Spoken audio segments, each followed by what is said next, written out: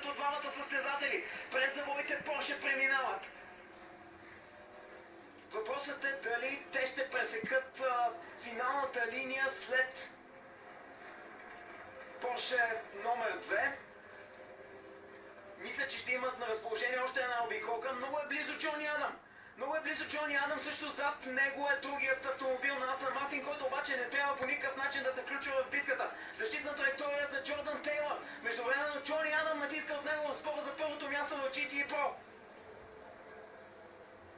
Има достатъчно време Джони Адам, няма смисъл в случая да бърза. Грешка за Джордан Тейлър. Първото място вече е за Джони Адам. В последната обиколка Джони Адам излиза в челото на класирането. Страхотна радост в екипа на Астън Мартин, защото това е възможността на Астън Мартин да сложи по прекрасен начин точка на кариерата на Астън Мартин. Ватич, прощавайте, в маратонските състезания. Още една грешка за Джордан Тейлър. Отново е извън пистата. През 2008 година дойде последния успех на Астън Мартин в 24-те часа на Люман. Тогава в GT1 класа с DB9. Сега Астън Мартин след толкова много обрати е на път да вземе първата победа. Проблеми за Джордан Тейлър. Джордан Тейлър спира на пистата. Евентуално спукана гума, не знам какъв точно е проблема. Да, спукана лява предна гума, не просто в случая спирането на излеза на Джордан Тейлър. Може би проблемите вече са свързани и с състоянието на неговите спирачки. Прехвърляме се към водещия автомобил на Порше, който ще сложи точка на тази годишното издание на 24-те часа на Люман. Наистина едно мога категорично да заявя. Имаше интрига, имаше много голямо напрежение в битката за първото място в генералното класиране, но това, което видяхме в GT Pro през тази година, заслужава адмирации. Адмирации заслужава и Тимо Берхард за всеотдайната си работа и за толкова големия труд, който положи, за да изведе най-накрая със собствени усилия Порше на първата позиция в 24-те часа на Люман.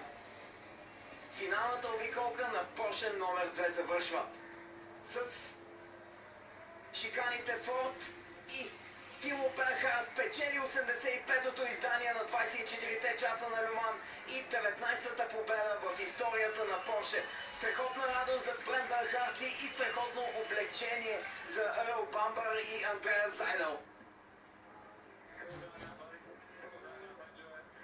Наслаждавай се на тази обиколка, но също невероятното постижение, което виждаме в момента, заслужава адмирации, защото Джеки Чан DC Racing взима второ място в генералното класиране, първа позиция в LMP2 категорията, както и третото място в LMP2, така че двоен подиум за Джеки Чан DC Racing.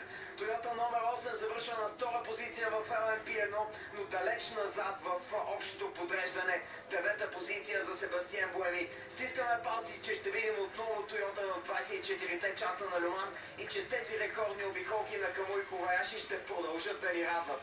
Няма как да има радост в бокса на Toyota. Напълно заслужени поздравления обаче в бокса на Порше. Ерл Бамбър повтаря постижението си от 2015 година, когато спечели с Нико Хулкенберг и с Ник Танди. Сега първото място отива и в ръцете на Брендан Хартли и Тимо Берхард.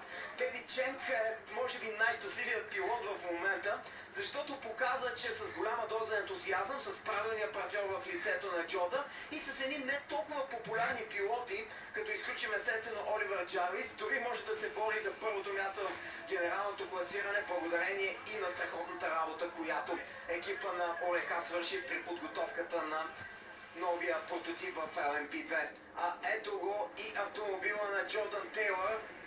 Наистина изглежда ужасяващо. 17, 18, 19 победи. Хетрик за Порше. 3 поредни победи в 4 годишната програма на 919. Спечелихте Люман. Невероятно е. Какво състезание. Поздравления. Радостта, както винаги, е толкова голяма, че интервютата са нещо, което просто минава между другото, особено точно в този момент. А ето го и големия герой за Астън Мартин. В действителност победата бе изкована от Джони Адам на финала в спора с Джордан Тейлър. Но това, което видяхме от Дарън Търнър и от Даниел Сера, бе може би още по-голямо като постижение, защото Даниел Сера който се появи сякаш от нищото в 24-те часа на Люман, на два пъти изпревари не кого да е, а Ян Магнусен, и именно благодарение с тези две атаки осигури възможността на Астън Мартин 97 да се бори до последно за първата позиция в GTA Pro.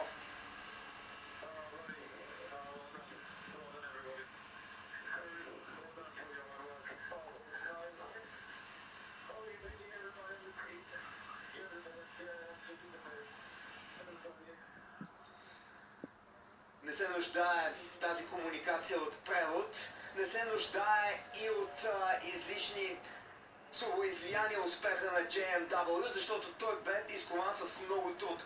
Първо състезание за този автомобил на Ферари 488 за екипа на JMW и първа победа, а на Силвърстоун те спечелиха пък последното си състезание с 458.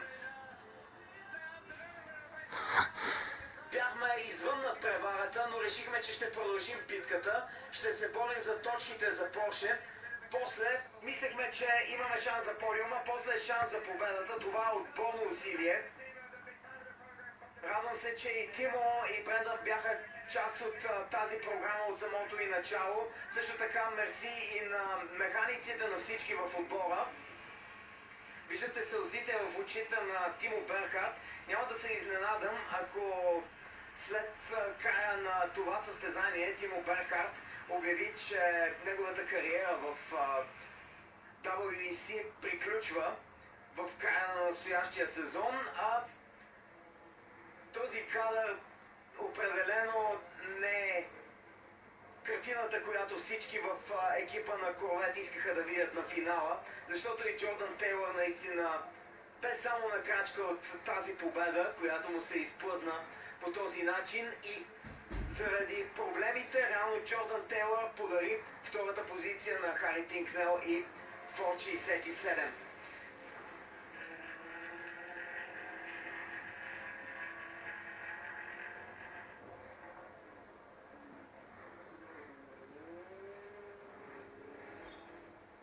Сълзи в боксовете на Астън Мартин, естествено сълзи ще има много повече в бокса на Корвет, защото чисто стратегически Корвет изиграха много добре картите си, но този път предимството в скоростта бе на страната на Астън Мартин.